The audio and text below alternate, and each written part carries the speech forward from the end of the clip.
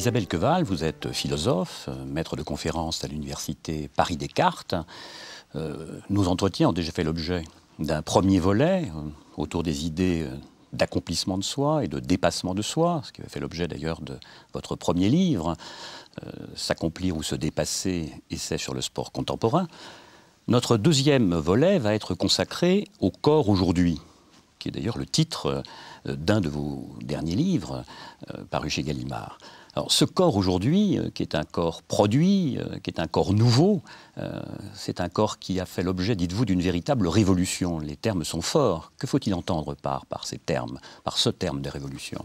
Alors, la révolution du corps, c'est depuis la fin du XXe siècle, et les dernières décennies du XXe siècle et le début du XXIe siècle, cette capacité incroyable que nous avons à mieux soigner le corps, que la médecine a à mieux soigner le corps, à le réparer, à prévenir les maladies, mais aussi c'est ce fantasme qui est entré dans les mentalités de pouvoir justement, parce que le corps était mieux soigné et mieux entretenu, de pouvoir le produire, c'est-à-dire d'en devenir le maître, d'en devenir le concepteur presque, c'est-à-dire de penser un corps qui soit dominé par la volonté d'être plus sain, d'être plus jeune, d'être plus beau, d'être plus en forme. Et d'une manière générale, cette volonté articulée autour du progrès technique de lutter contre la nature et le hasard. La révolution du corps au XXIe siècle, c'est cette capacité nouvelle que les moyens techniques ont donné de lutter contre la nature et le hasard pour produire un corps qui est soumis à la volonté collective ou à la volonté du sujet. Et ce corps produit est un corps rationnel. Il y a un travail de rationalisation du corps. Il y a un travail de rationalisation, d'abord parce que la science, elle, effectue ce travail de rationalisation et que depuis la fin du XIXe siècle, tout a été dans le sens d'une investigation meilleure du corps, c'est-à-dire une pénétration de ses ressorts intimes par la multiplication des dissections, par exemple, au milieu du XIXe siècle, par une meilleure exploration de tous ces territoires corporels répartis en autant de spécialités médicales, jusqu'à aujourd'hui, cette dernière réalité médicale, on va dire cette dernière frontière qu'est le cerveau et qui est constamment et journellement investiguée de manière de plus en plus pointue. Donc toute cette investigation conduit à des connaissances qui sont évidemment bien meilleures et entretient cette idée que nous pouvons justement, de manière rationnelle, par la volonté, aller vers le corps que nous voulons. Et ce corps, soumis à des modèles qui sont collectifs, qui sont sociaux, la bonne santé, encore une fois, la jeunesse éternelle, la bonne forme, ces modèles-là sont repris, subjectivés par les individus, c'est-à-dire repris à leur propre compte. Et chacun décide en quelque sorte un nouveau destin qui, très paradoxalement, passe par cette réussite, cette excellence corporelle. Ce qui est très paradoxal en ce début du XXIe siècle, dans cette contemporanéité, c'est cette idée que l'espoir du sujet, l'espoir de la réussite de sa vie, vient par le corps. Alors, évidemment, le corps aujourd'hui, il y a quelque chose d'un peu paradoxal dans la réponse, parce qu'on pourrait s'attendre à ce que vous disiez, après d'autres, que le corps aujourd'hui, c'est un corps qui se dématérialise, c'est un corps qui disparaît. Alors que vous dites tout à fait le contraire, c'est-à-dire que si les techniques de communication, si la téléprésence, etc., en effet, font, entre guillemets, disparaître le corps, c'est pour le voir réapparaître, hein, et peut-être même augmenter. On pense évidemment ici à l'idée de Michel Serres, le corps perd, il n'y a pas de perte sanguine. Alors qu'est-ce que c'est que cette augmentation paradoxale du corps? Ce qui s'est matérialisé, c'est la société et ses valeurs. D'autant plus que depuis la fin du XXe siècle, nous avons perdu ces grandes transcendances religieuses, politiques, qui conduisaient la vie des individus, qui structuraient leurs identités. Nous avons pu observer un essor de l'individualisme consécutivement à cela. Et cet essor de l'individualisme va de pair avec une matérialisation de l'existence, c'est-à-dire un attrait pour les biens de consommation, pour l'ici et maintenant, pour ce que je possède. Or, ce que je possède, justement, dans ce début du XXIe siècle, c'est cette capacité d'améliorer le corps, de l'entretenir tout au long de l'existence, de mieux le soigner.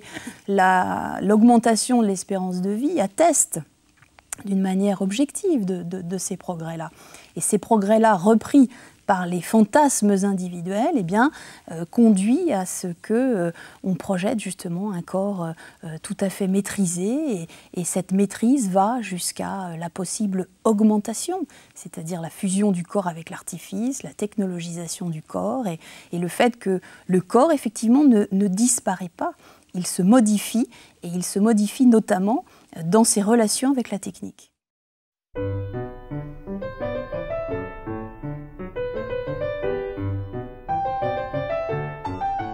Notre corps, le corps contemporain, puisque c'est de ce corps dont il s'agit, c'est pas simplement un corps donné, un corps subi, c'est aussi un corps créé et un corps choisi. En quoi le corps est-il choisi aujourd'hui?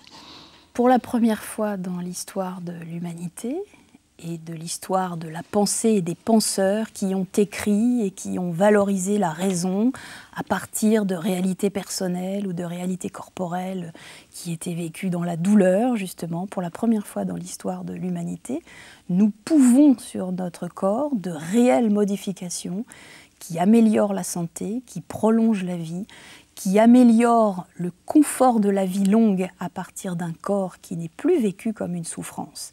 Et ça, c'est quelque chose qui est évidemment tout à fait nouveau, avec une palette qui n'a jamais été aussi riche de moyens techniques, que ce soit des moyens médicaux, des moyens diététiques, des moyens chirurgicaux, esthétiques, des moyens sportifs, d'améliorer constamment et d'entretenir ce corps avec cette idée qu'il est notre capital. La grande idée, c'est celle-ci, c'est-à-dire projeter sur cette société riche, industrialisée évidemment, et non pas sur les autres qui manquent de tout ailleurs dans le monde, mais projeter sur cette société riche et industrialisée cet idéal d'un corps capital, c'est-à-dire d'un corps qui s'entretient au jour le jour et qui peut, selon la volonté du sujet, constamment s'améliorer dans les détails.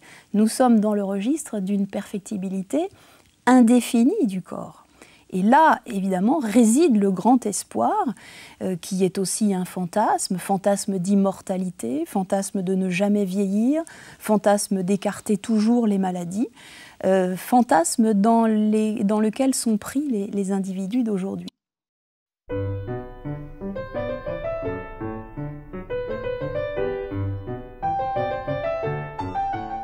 Comment pensez-vous le rapport de ce corps nouveau avec la construction de notre identité, ou peut-être le siège de notre identité?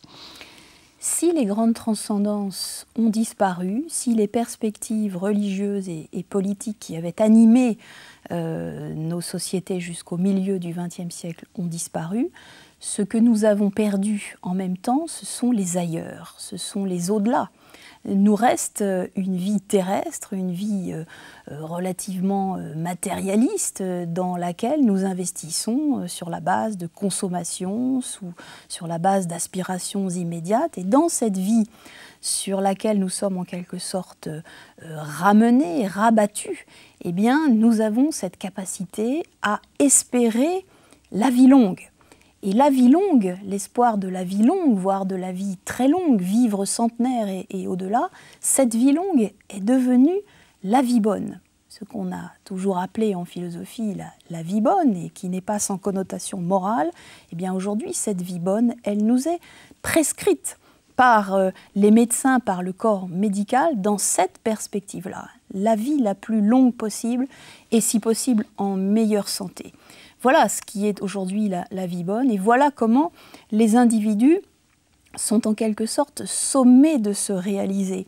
Alors ça n'est pas sans connotation morale, et ça n'est pas non plus sans culpabilité, car je risque, par mes comportements, par mes conduites déviantes, on va dire, je risque de déroger à cet idéal, je risque de tomber malade trop jeune ou de mourir trop jeune, et à ce moment-là, j'en serai le seul responsable.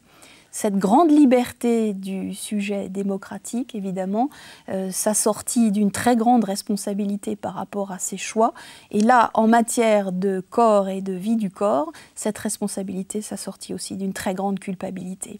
Ne pas suivre toutes ces injonctions que nous entendons tous les jours, c'est prendre le risque, justement, de tomber malade ou de mourir trop jeune. Voilà comment le sujet est investi, justement, dans son destin. Voilà pourquoi je disais que l'espoir vient par le corps. et que le corps est présenté comme un capital. Donc à la fois nous sommes notre corps et le corps est technique, ce qui peut sembler difficilement conciliable, ou alors au point d'une sorte de technicisation de l'identité. Alors nous sommes notre corps parce que nous avons subjectivé, assumé un certain nombre de valeurs qui font de notre corps notre identité. Nous sommes dans une société de l'apparence, nous sommes dans une société de l'image, nous sommes dans cette société qui projette pour tous la vie longue et en meilleure santé. Ces valeurs-là, nous les assumons, nous les subjectivons, nous les faisons nôtres, ce sont celles du sujet. Et en même temps, tout cela ne se fait pas sans une certaine distanciation par rapport au corps, c'est-à-dire sans une certaine instrumentalisation. Ce corps qui est moi est aussi une matière. Et cette matière, je la travaille, je la sculpte quotidiennement, je l'entretiens, je la répare et je peux même envisager aujourd'hui de l'augmenter. Donc le corps est une matière, mais cette matière est moi. Voilà cette ambivalence qui à la fois concerne l'identité du sujet et la considération d'un corps-objet.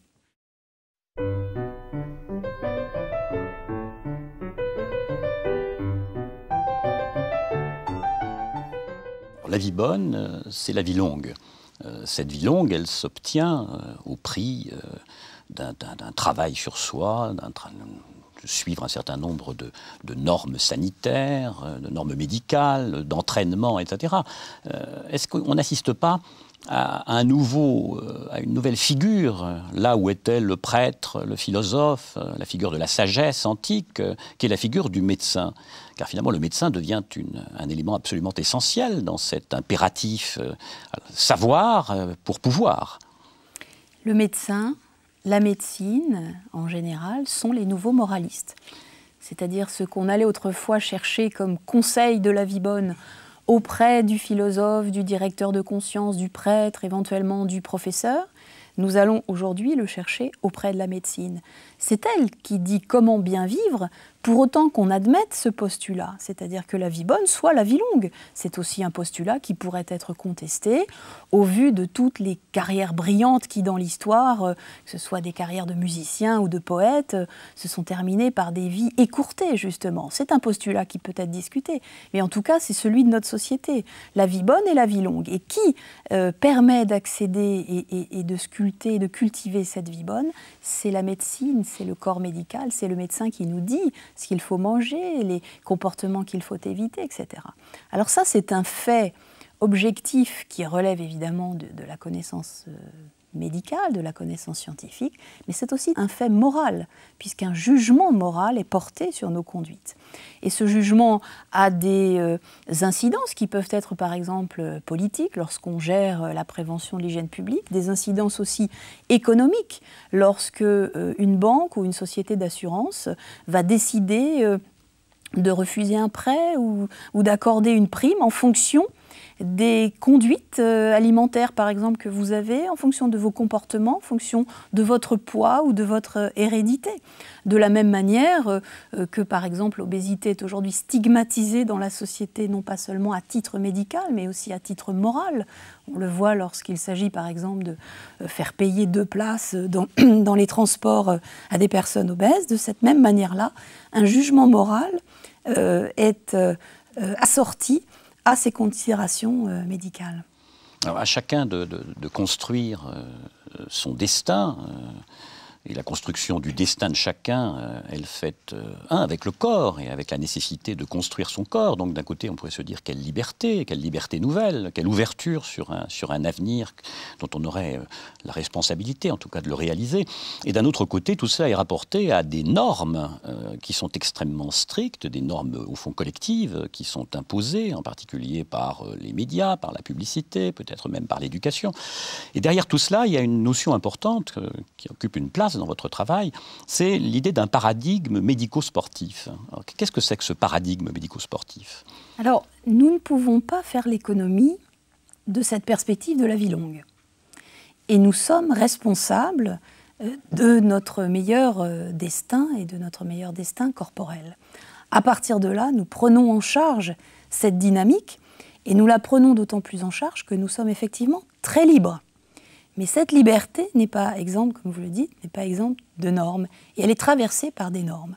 C'est-à-dire que cette vie longue et cette vie bonne, elle a ses conditions. Et ces conditions, c'est le fait de respecter un certain nombre d'injonctions qui nous permettent de rester sains et si possible jeunes, et si possible minces, et si possible en forme. Donc tout ceci est lié, c'est-à-dire nous ne pouvons pas faire l'économie de cette norme qu'est devenue, dans l'idéal, la vie longue. À partir de là, nous mettons en jeu un certain nombre de moyens. Ces moyens sont pour l'essentiel du registre médical et du registre sportif. C'est-à-dire que tous les jours, nous sommes invités à bien nous soigner, à bien entretenir notre corps et à bouger. Bouger, manger, disent les slogans qui accompagnent les publicités alimentaires. Bouge ta santé, c'est le slogan de l'Institut national pour l'éducation à la santé. Tous ces slogans-là nous ramènent à une sorte d'activisme sportif, c'est-à-dire que le sport est entré dans nos mœurs avec cette perspective aussi médicale et d'amélioration de la vie. Et nous assistons donc à une sportivisation des mœurs et des corps en fonction de ce paradigme-là.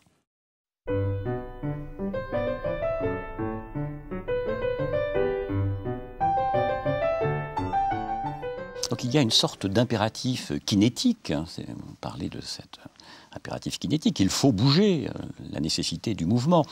On pourrait dire que cette nécessité de bouger, on pourrait la trouver dans des traditions antérieures, mais aujourd'hui c'est le modèle sportif qui capte d'une certaine façon l'exigence du mouvement, l'exigence de l'exercice. Alors comment se construit finalement dans notre culture, dans nos sociétés modernes, comment se construit cette captation ?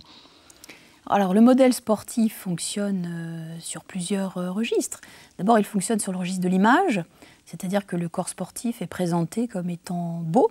Le corps du champion est souvent jeune, beau et dans la pleine forme justement de sa performance. Donc ça joue, évidemment, ça a un impact sur les mentalités. Et puis, ce corps sportif, on a appris et on a intériorisé qu'il pouvait s'acquérir à partir de règles, c'est-à-dire à partir d'une vie qui était construite autour d'un certain nombre d'impératifs. Ne pas fumer, ne pas trop s'alcooliser, essayer de bouger, essayer de s'entraîner. Donc voilà quelque chose qui est rentré dans les mœurs, justement, à mesure aussi que les sociétés s'urbanisaient et que les sociétés devenaient de plus en plus sédentaires. C'est-à-dire que le corps s'est vu sommé de se construire à partir d'activités qui étaient décidées, d'activités qui étaient voulues, des activités qui se situaient dans les temps de loisirs. C'est là le grand succès aussi du sport moderne, c'est qu'il a relayé des activités physiques qui étaient vécues dans le monde du travail, rural ou ouvrier, qui n'étaient pas vécues comme des loisirs et qui n'étaient pas forcément choisis, et qu'il est venu là assortir un modèle esthétique avec une capacité de choisir dans ses loisirs, de bouger pour pouvoir être en meilleure santé et correspondre à ce modèle-là. Voilà, ça c'est un lien qui est très fort entre les deux. Et puis le dernier point, c'est que le sport est aussi lié avec la notion de performance et que notre société, elle est traversée par l'idée de performance, que ce soit dans le monde professionnel, de l'entreprise, de l'université. Nous savons bien que nous vivons sur ces ressorts du culte de la performance avec tous les déboires ou les critiques d'ailleurs qui peuvent lui être adressées, mais le sport, c'est le modèle de ce culte de la performance. Et pratiquer un sport, bouger, s'entraîner, cet activisme kinétique, il répond aussi.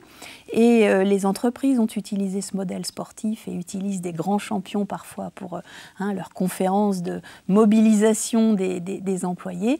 Le sport sert de modèle de performance à une société qui court après la performance.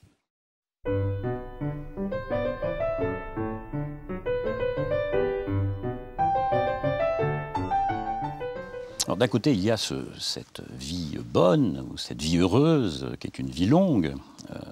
Il y a là d'ailleurs une référence qui est quasi quantitative, et en même temps qualitative, comme si le qualitatif était subordonné au quantitatif. La longueur ferait la bonne vie.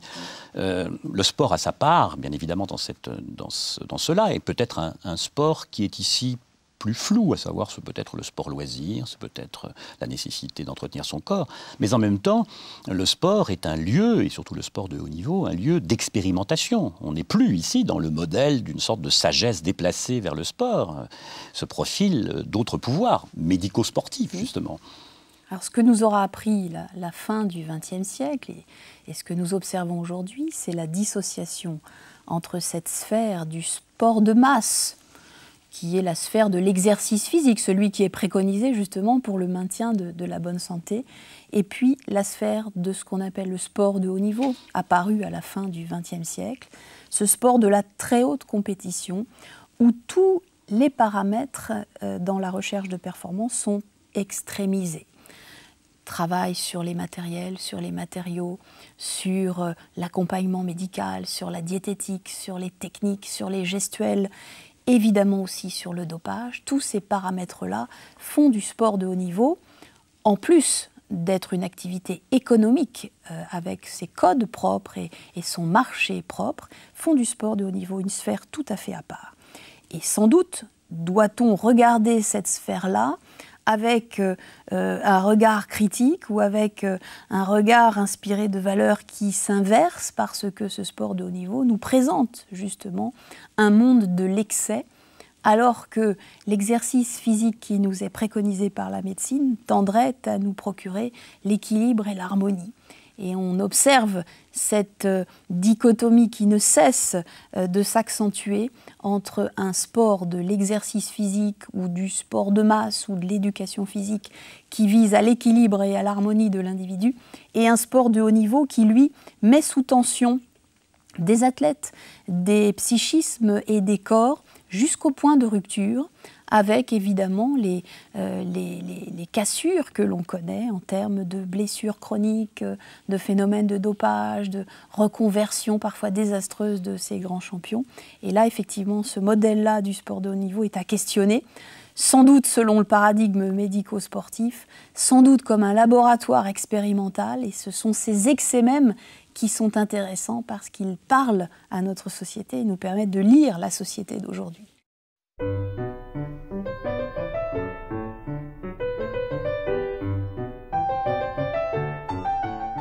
Il y a tous ces excès, mais considérons que chaque fois qu'il y a un impératif kinétique, bougez, soignez-vous, menez une vie saine pour avoir une vie longue, c'est-à-dire une vie bonne, ça veut dire aussi que celui qui ne suit pas ces prescriptions se trouve coupable, se trouve à la fois qualifié d'être un individu qui condamne sa vie, mais aussi un mauvais citoyen. Il y a donc un poids moral ici considérable.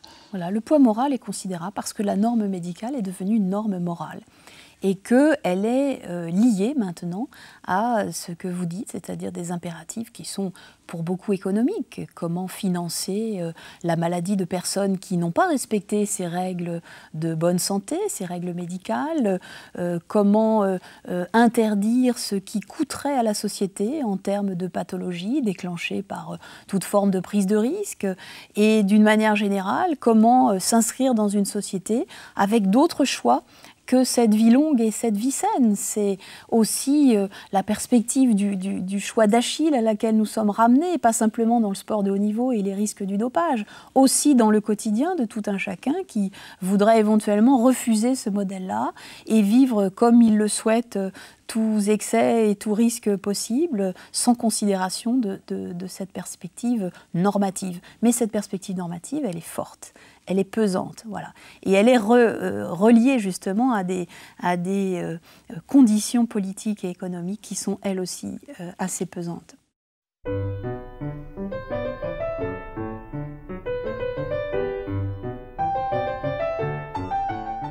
Vous avez parlé tout à l'heure de diététique. Il y a à l'heure actuelle tout un ensemble de prescriptions concernant les nourritures allégées, etc. Vous montrez très bien cette idée d'allègement qui va avec le corps sain, avec un corps quasi transparent. Nourriture allégée, on ne sentira pas son corps, donc on aura un corps en pleine santé.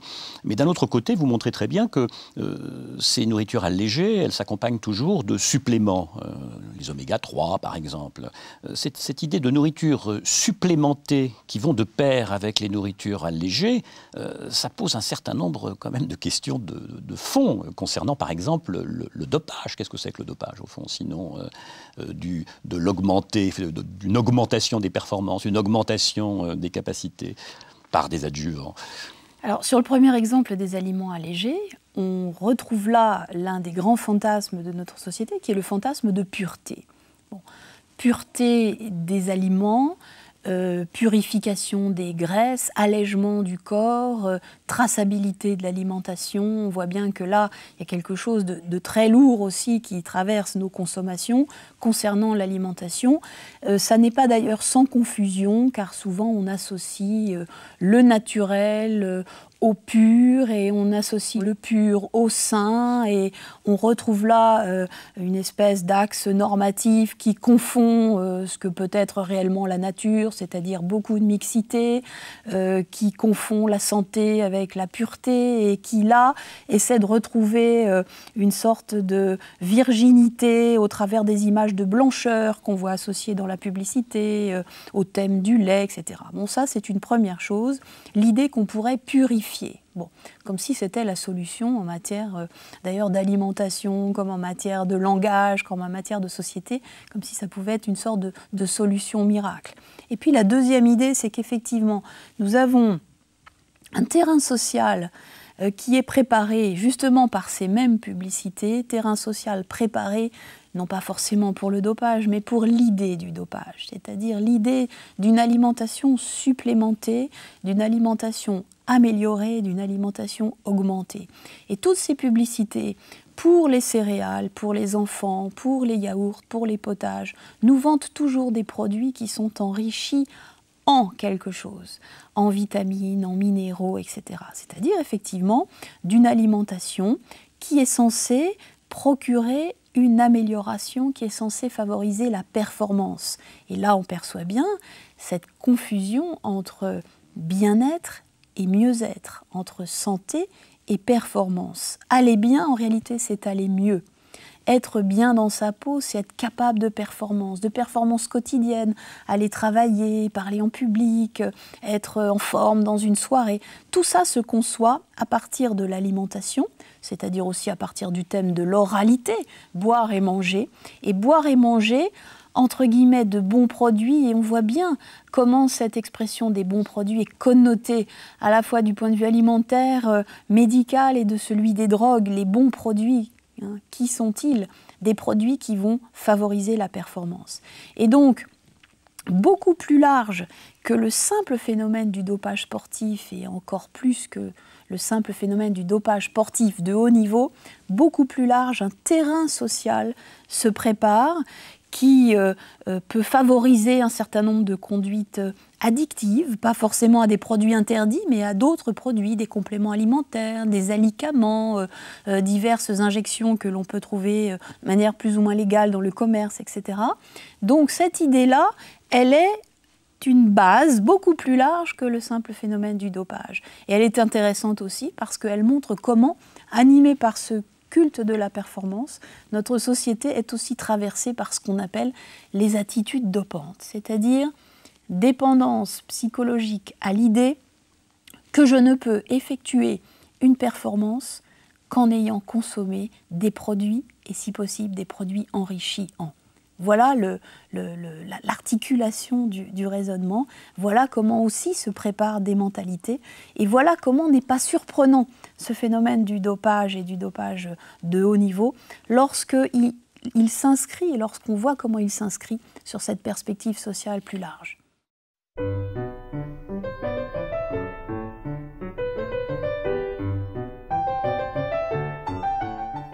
Dans tout ce que vous dites, il y a ce constat, au fond, de cette course en avant, ce corps à construire avec un avenir qui est un avenir indéfini ici.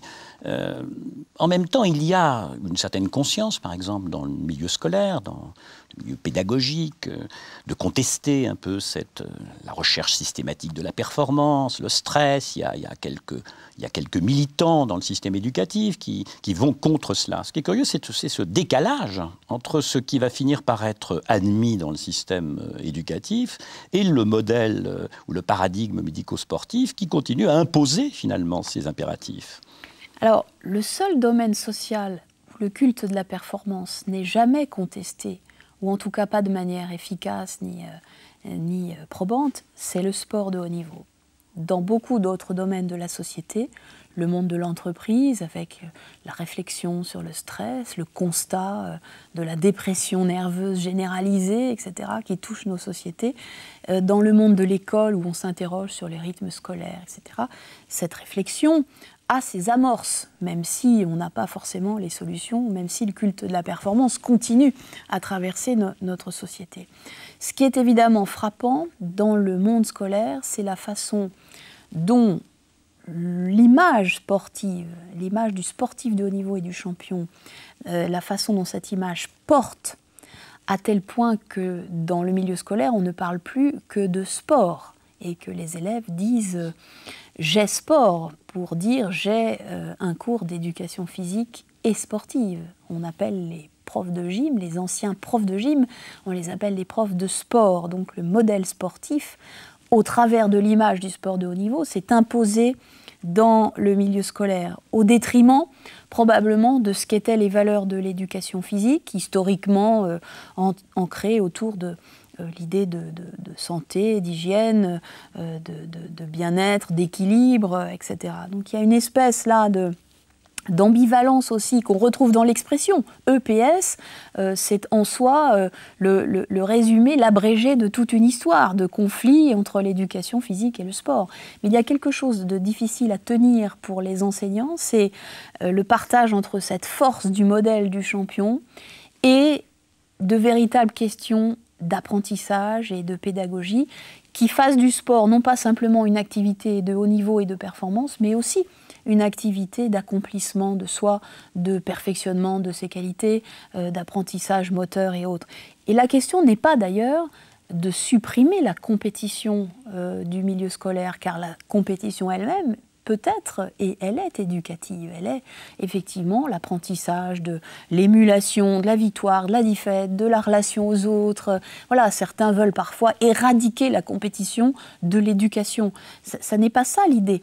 Mais encore une fois, c'est l'idée de pouvoir trouver et apprendre un sens de la mesure et du bienfait de l'exercice physique et de la pratique sportive, et je ne chasse pas ce mot de sport de l'univers de la pédagogie, de trouver la part de cette mesure par rapport au modèle si prégnant qu'est le modèle du sport de haut niveau, modèle qui est par ailleurs extrêmement contestable.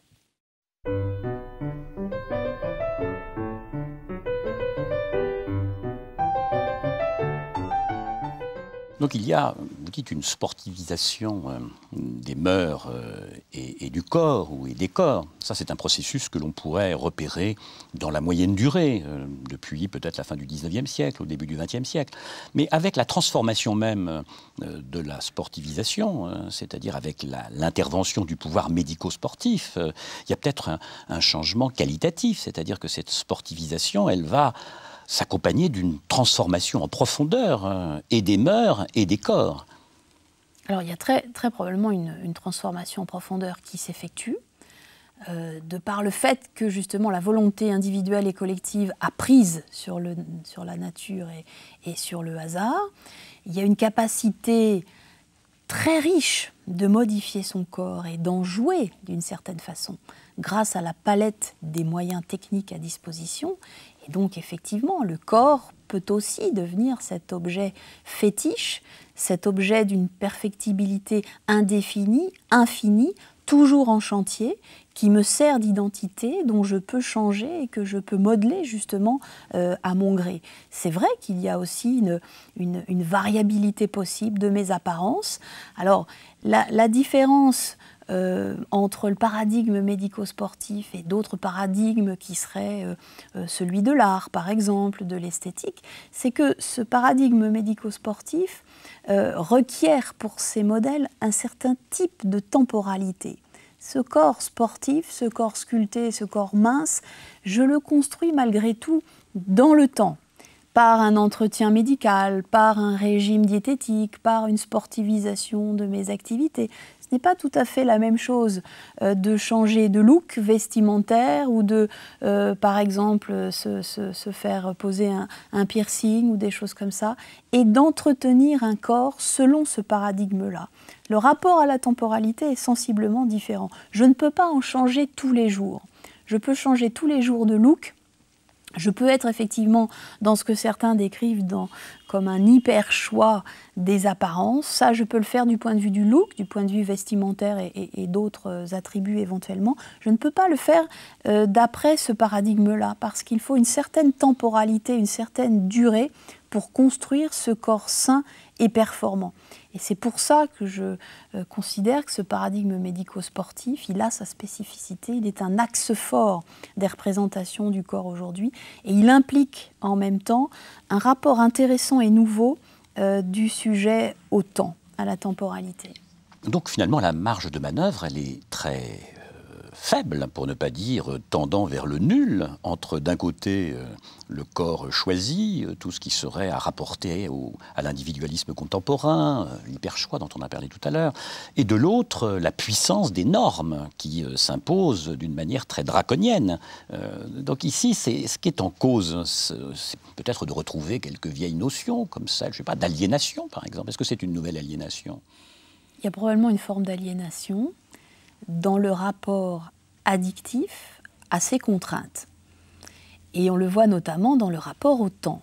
C'est-à-dire que dans l'absolu, et je dirais même dans l'absurde, si on veut se plier à la totalité de ces injonctions, si on veut consacrer tout le temps nécessaire à entretenir son corps et à le sportiviser et à le dynamiser et à suivre tous les examens médicaux nécessaires, finalement, on ne ferait que cela. Et plus l'on vieillit, plus finalement essayer de gagner du temps sur la vieillesse et sur la mort est en réalité au quotidien en perdre dans l'entretien permanent de soi.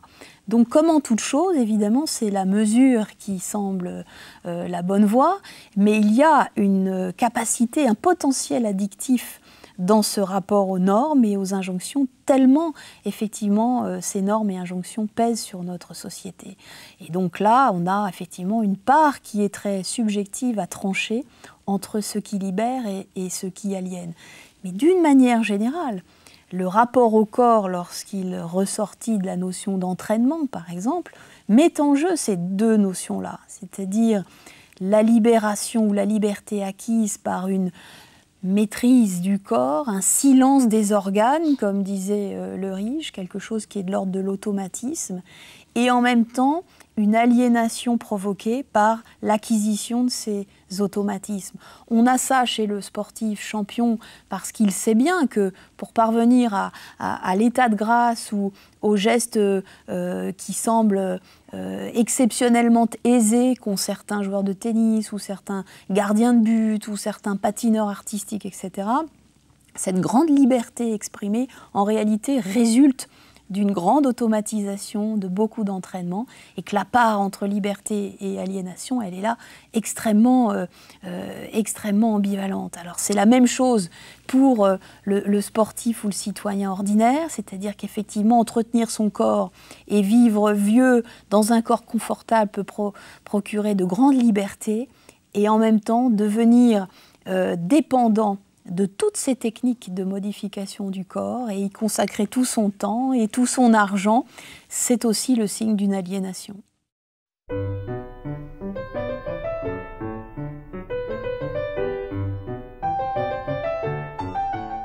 Alors, il ne faut pas se méprendre. C'est vrai, quand je parle d'aliénation, on pourrait imaginer que votre discours est un discours catastrophiste.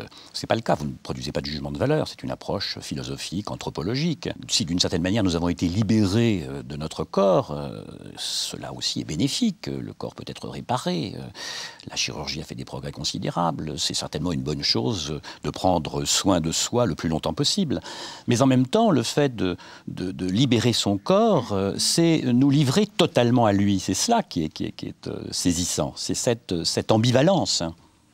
Jamais on ne peut mener une critique de la technique, et en particulier de la technique médicale, sans considérer que les conditions de vie dans les pays, encore une fois riches et industrialisés de ce XXIe siècle, sont améliorée sans commune mesure avec ce que les générations précédentes et ce que l'histoire de l'humanité a connu. Ça, c'est quelque chose qui est incontestable. Au milieu du XVIIIe siècle, l'espérance de vie était de 25 ans. Aujourd'hui, elle est, dans un pays comme la France, de plus de 80 ans. Et non seulement on peut vivre jusqu'à 80 ans et plus, mais on le fait dans un corps beaucoup plus confortable. C'est-à-dire qu'il y a des gens de 70 ans et plus qui font des compétitions sportives ou qui font des sauts en parachute ou qui tout simplement, sans être dans la performance, font des voyages lointains. Ça, c'est quelque chose qui, je dirais, en soi, interdit toute critique radicale du progrès médical et du progrès technique. Ce fait d'être livré à son corps dépend de ce que j'ai dit tout à l'heure, c'est-à-dire cette idée que, effectivement, nous n'avons pratiquement plus que lui aujourd'hui pour satisfaire aux critères de la vie bonne. Et j'en reviens à cette idée de la vie longue, c'est-à-dire que c'est par lui que nous allons réussir. C'est par lui que nous allons nous maintenir socialement intégrés, que nous allons conserver une image acceptable et séduisante, que nous allons pouvoir confondre les générations, les mères se confondant avec les filles, et finalement cette espèce de pyramide des âges qui s'aplatit parce que les gens sont de plus en plus actifs. Donc c'est effectivement une manière d'être livré à son corps, mais c'est parce qu'il véhicule toutes ces valeurs qui sont celles de notre époque-là. Et que le maintenir avec les moyens dont nous disposons, encore une fois, pour la première fois dans l'histoire de l'humanité, le maintenir en bonne santé conditionne toutes ces perspectives qui sont valorisées dans notre société.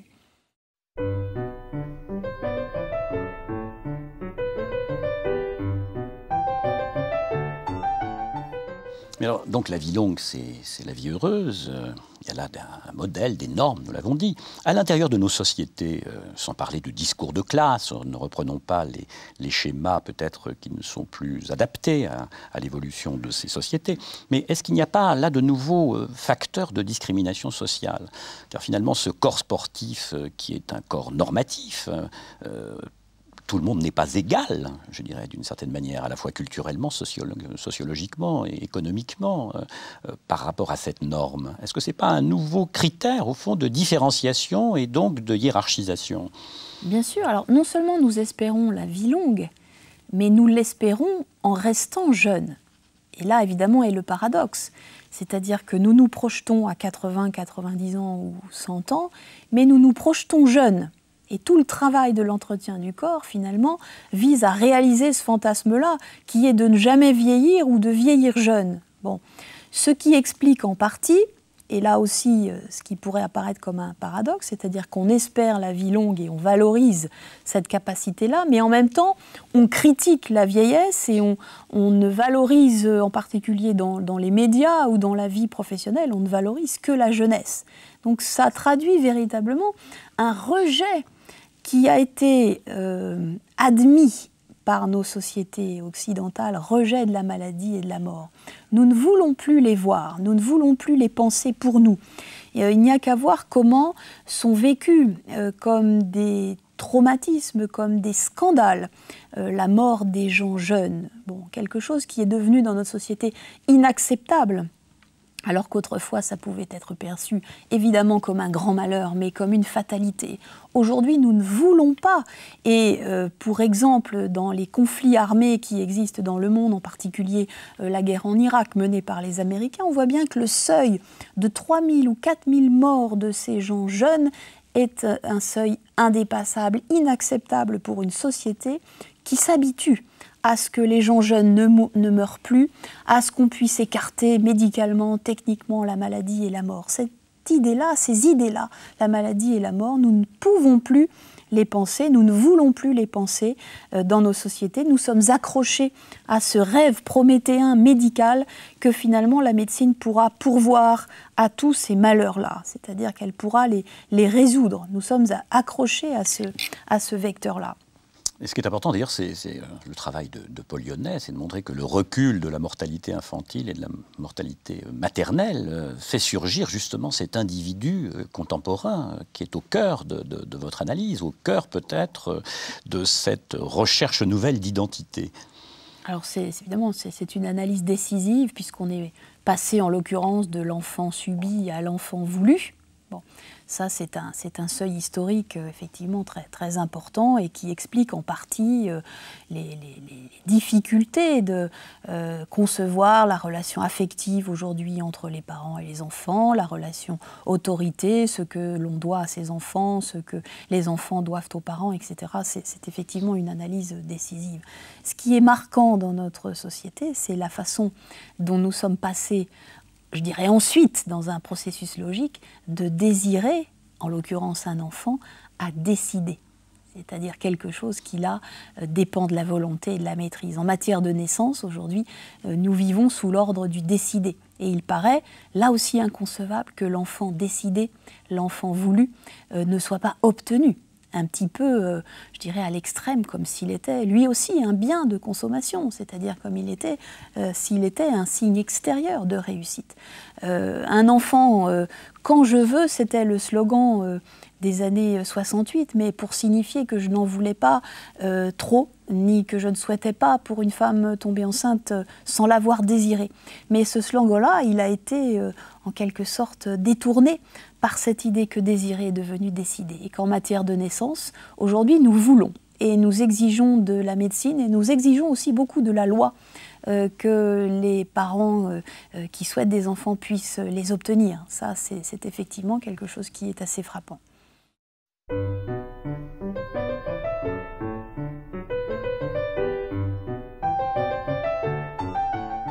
Alors, l'alliance de la médecine et du sport aboutit déjà, aboutira davantage encore dans l'avenir, au corps-machine.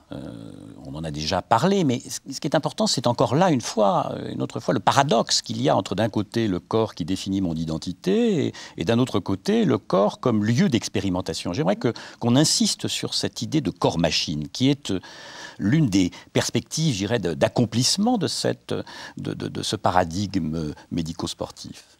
Alors l'idée du corps-machine est évidemment très ancienne. Bon, elle a vécu chez Descartes, chez Lamétrie, selon ce modèle que le corps était, par exemple, comme une horloge animée par des rouages, des leviers, etc. La différence avec aujourd'hui, c'est que à l'époque, la machine était un modèle, et c'était un modèle qui permettait la compréhension du corps.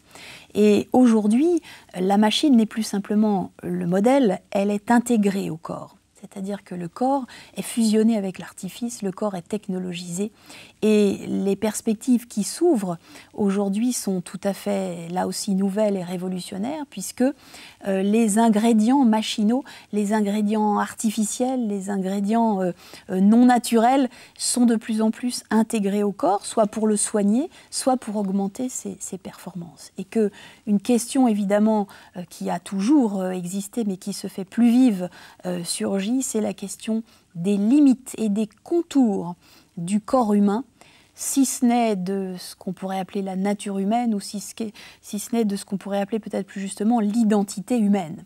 Alors cette question se pose lorsqu'on voit par exemple un athlète comme ce coureur sud-africain Oscar Pistorius qui pratique l'athlétisme avec des jambes amputées mais équipées de prothèses et qui approche par ses performances celles des valides, posant la question de partager la compétition des valides et posant aussi la question ou la perspective de ce qu'il en sera lorsqu'il les aura dépassés. Et on voit bien là qu'il y a un avenir du corps hybridé qui, très vite, si ce n'est aujourd'hui, pose la question des limites de l'identité humaine. Alors le corps hybridé, d'un certain côté, nous le vivons tous les jours, parce que nous sommes déjà hybridés techniquement à notre oreillette de téléphone, à notre automobile, à notre ordinateur. Nous vivons déjà cette fusion avec l'artifice, mais c'est d'autant plus parlant que cette fusion s'effectue dans le corps lui-même ou en modifiant la morphologie du corps ou en modifiant l'apparence du corps, comme c'est le cas de ces prothèses. Et là, de manière visuelle et spectaculaire, la question est posée de jusqu'où ira-t-on dans cette fusion-là.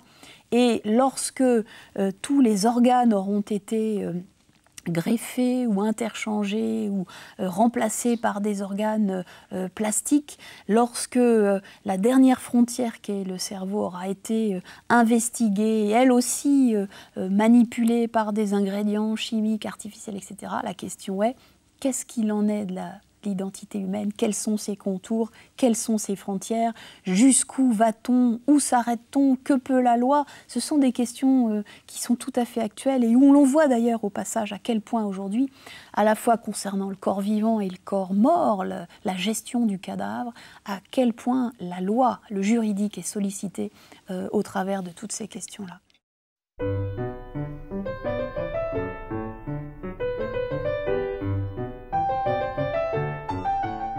Se pose le problème de cette question vieille affaire, à savoir qui suis-je ou que suis-je, ce qui n'est pas la même chose, mais la réponse devient de plus en plus problématique. Comment répondre à cette question de l'identité, sachant que mon identité est à rapporter à mon corps, que mon corps augmente, il y a une augmentation du corps, le corps appareil, on va peut-être aller vers des exosquelettes. Comment, sachant que toute perte s'accompagne d'un gain, quel gain possible de toutes ces pertes en perspective? Alors, la question historique, c'est où se situe le moi, où se situe la psyché. On l'a autrefois, très anciennement, situé dans le cœur, et puis on l'a situé dans le cerveau, et puis aujourd'hui qu'on investigue le cerveau et qu'on recule finalement les limites de tout ce qui était autrefois mystérieux, spirituel, etc., on se dit, oui, où se situe effectivement la personnalité, où se situe le jeu? C'est une vraie question. Alors certains pronostiquent sa disparition.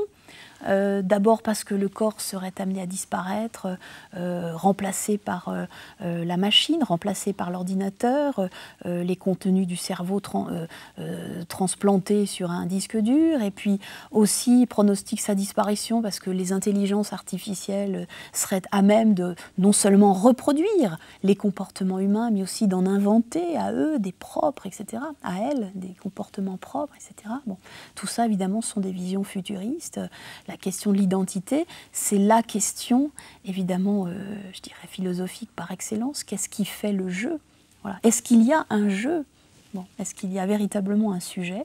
Ou est-ce qu'il n'y a que de la matière qui est balayée par toutes les découvertes et les progrès matériels successivement, etc. Alors, si la quête de notre identité passe par l'exploration systématique du cerveau, c'est la bonne partie donnée aux neurosciences, qui ont le vent en poupe. Mais n'y a-t-il pas là une sorte de néo-matérialisme qui n'avoue pas son nom, qui simplement se cache derrière l'évidence de la science, mais qui pose des problèmes considérables concernant simplement la définition de l'humain, la part de responsabilité, d'initiative, de création? Bien sûr, c'est-à-dire que et d'ailleurs, cette dualité est présente dans toute l'histoire des sciences et en particulier de la connaissance médicale.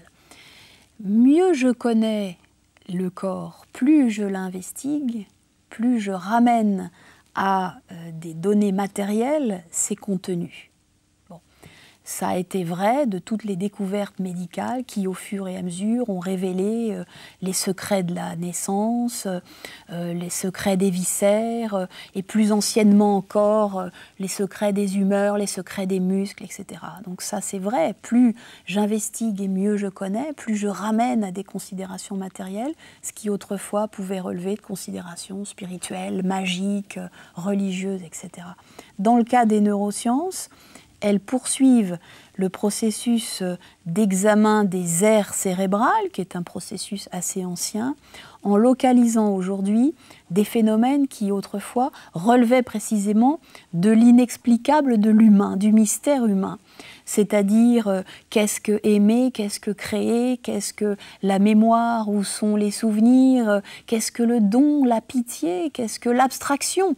Voilà, c'est ça qui faisait une certaine forme de ce mystère humain, une spécificité de l'humain, et petit à petit on s'aperçoit que tous ces comportements-là, que toutes ces initiatives relèvent matériellement, je dirais même assez platement, de localisation cérébrale. Ça pose un vrai problème parce qu'effectivement ça réduit l'être humain à n'être que du corps et donc à n'être que de la matière, ça le réifie.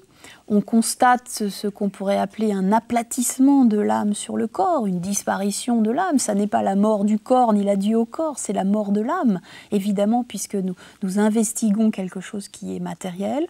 Et ça pose effectivement Lorsque ces sciences-là sont érigées, là encore, en valeurs morales ou en conditions politiques, économiques ou éducatives, ça pose évidemment la question du rôle qu'on continue d'attribuer à l'éducation, à l'environnement, à la liberté individuelle, justement, et à cette capacité à tout sujet d'être unique, oui. Qu'est-ce que les neurosciences nous laissent justement de cette unicité, de cette spécificité de l'individu? Alors ajoutons évidemment qu'elles ont leur déclinaison dans une neurophilosophie, une neurothéologie, une neuroesthétique qui prétendent expliquer alors la créativité, l'intelligence, la spiritualité, les questionnements métaphysiques purement et simplement par une histoire de molécules.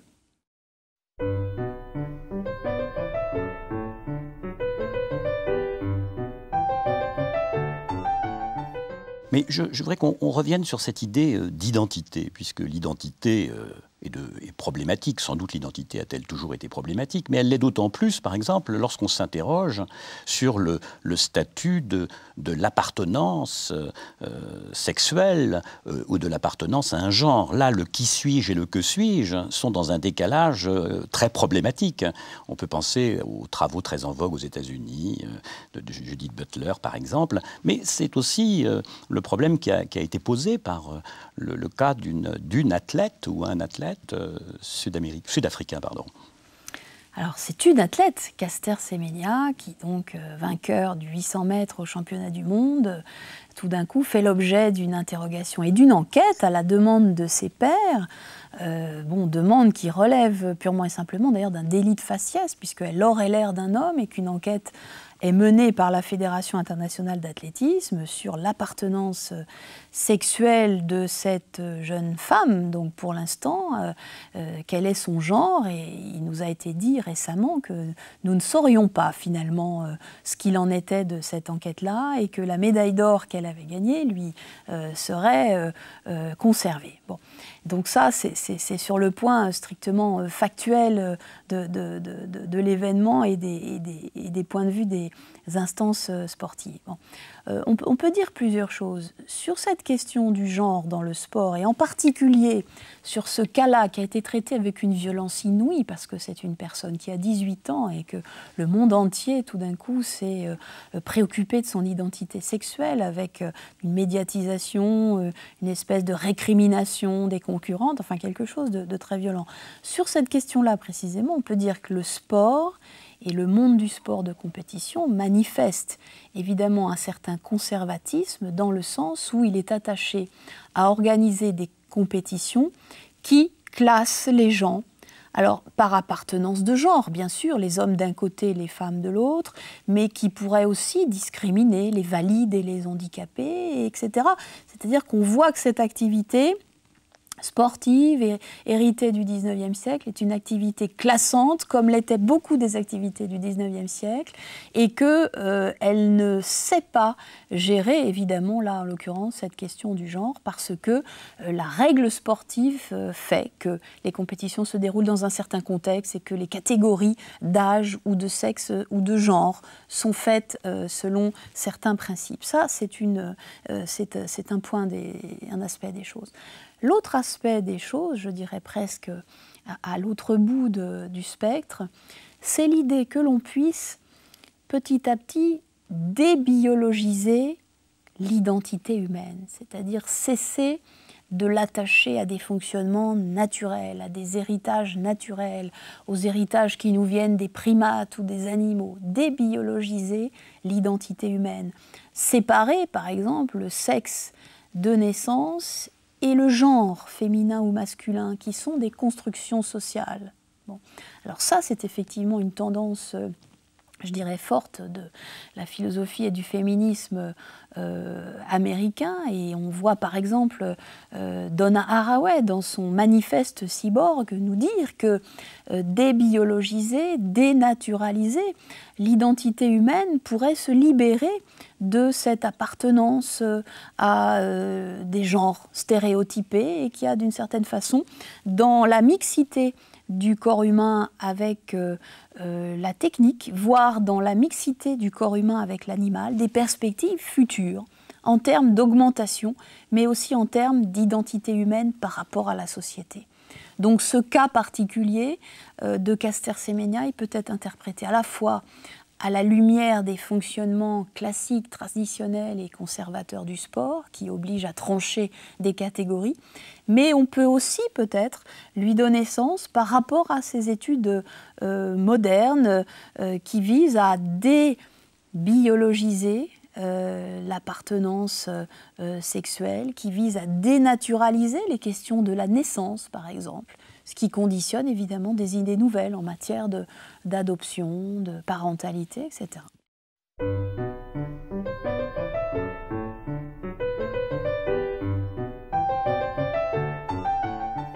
Dans tout cela, où est le corps naturel s'il y a un corps artificiel? S'il y a un corps construit, c'est qu'il y a quelque chose que l'on doit construire. Est-ce le corps handicapé? Est-ce le corps non appareillé? Est-ce le corps non transformé à la mesure du genre qu'on se donne? Alors cette idée du corps naturel, elle est en particulier au cœur de la réflexion sur le dopage, puisqu'il a beaucoup été dit que ne pas se doper, c'était préserver un corps naturel et que les bonnes mœurs sportives voulaient qu'on reste dans le naturel et qu'on rejette l'artificiel que représente le dopage. Et d'ailleurs, dans toutes les définitions du dopage par la loi depuis 1965, on a cette idée que le dopage est une amélioration artificielle de la performance, comme si au passage, tout ce qui améliore la performance dans le sport n'était pas déjà artificiel. Bon. Alors cette idée du corps naturel, évidemment, on s'aperçoit, plus on réfléchit aux améliorations médicales, plus on réfléchit à l'augmentation possible du corps, et plus d'ailleurs, fondamentalement, on réfléchit à ce que c'est que cette imbrication nature-culture dans le corps humain, les apprentissages humains et l'identité humaine, on se demande si ce corps naturel, c'est pas un petit peu comme le retour à la nature et l'idée de nature chez Rousseau, c'est-à-dire effectivement une idée qui fait sens, qui fait limite, mais qui n'est pas effective dans la réalité, car le corps naturel, il n'existe pas. Et plus avant, on se demande même si ce que l'on pourrait entendre comme un corps naturel, bien que difficile à définir, c'est-à-dire un corps qui ne soit, ou le moins possible, pas fusionné avec des artifices, des aliments, des substances, etc. On se demande si ce corps-là, ça n'est pas le corps handicapé de demain, car le corps amélioré, le corps performant, c'est celui qui bénéficiera soit des exosquelettes, soit des implants, soit de l'insertion de nanotechnologies visant à contrôler des fonctions ou des organes. C'est un peu ce que nous disent les transhumanistes, c'est-à-dire que l'humain n'est pas encore au summum de son potentiel et que la technique est là pour augmenter justement par des artifices toutes ces potentialités humaines. Et à ce moment-là, effectivement, le corps naturel apparaîtrait comme un corps déchu. Voilà. Mais il est déjà difficile à définir et à trouver.